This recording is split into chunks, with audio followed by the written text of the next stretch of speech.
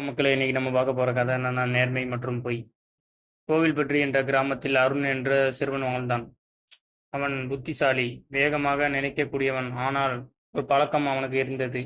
அதுதான் பொய் சொல்லுவது. ஒரு நாள் பள்ளியில் தேர்வு முடிந்தது. தேர்வு முடிவுகள் வந்ததும் ஆசிரியர் பெற்றோர்களை அழைத்து சந்திக்க சொன்னார். அருண் குறைந்த மதிப்பெண்கள் பெற்றிருந்தான். தாய் கேட்கும்போது நான் பள்ளியில் முதலிடம் பிடித்தேன் என்று பொய் சொன்னான். அவளும் மகிழ்ந்து இனிப்பு செய்தாள். மறுநாள் ஆசிரியர் அருணின் தாயிடம் உண்மையை கூறினார். அதனால் தாயார் மிகவும் வருத்தப்பட்டார். அருணிடம் கூறினார், நீயும் தேர்வில் தோல்வியடைந்தது எனக்கு பிரச்சனை இல்லை. ஆனால் நீ பொய் சொன்னது என் நம்பிக்கையை உடைத்து விட்டது. அருண் மனதில் வருத்தம் கொண்டு சிந்திக்க ஆரம்பித்தான். ஒரு சிறிய பொய் என் தாய் நம்பிக்கையை இழக்க செய்துவிட்டதே.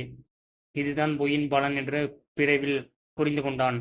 அதிலிருந்து அருண் ஒரு வாக்குறுதி எடுத்தான். எந்த நிலையிலும் இந்த சூழலிலும் பொய் சொல்ல மாட்டேன். படிப்பையும் உழைத்து அடுத்த தேர்வில் சிறந்து விளங்கினான். பாடம் நிதி நீதி கதை. Moral moral of the story. பொய் என்பது சின்னதாக தோன்றலாம், ஆனால் அதன் விளைவுகள் பெரிதாக இருக்கலாம்.